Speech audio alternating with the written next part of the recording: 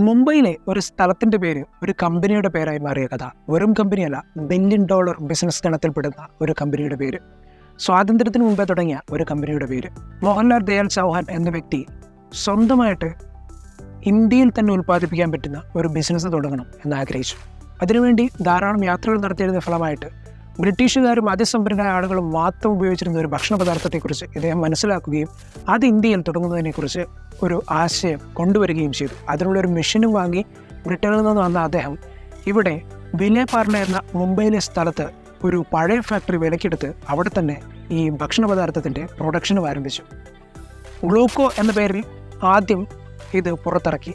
പിന്നീട് ധാരാളം കോമ്പറ്റീറ്റേഴ്സ് വന്നതിനെ തുടർന്ന് ഇവർക്ക് പിടിച്ചു നിൽക്കാൻ പറ്റാതെ വന്നപ്പോൾ ഇവർ സ്വന്തമായിട്ടൊരു ബ്രാൻഡ് വേണം എന്നാഗ്രഹിക്കുകയും ഈ ഒരു സ്ഥലത്തിൻ്റെ പേര്, അതായത് പലർക്കും ഇപ്പോഴും തന്നെ മനസ്സിലായിട്ടുണ്ടാവും വിലെ പാർലെ എന്ന സ്ഥലത്തിൻ്റെ പേര് തന്നെ വിലെ എന്ന് മാറ്റിയിട്ട്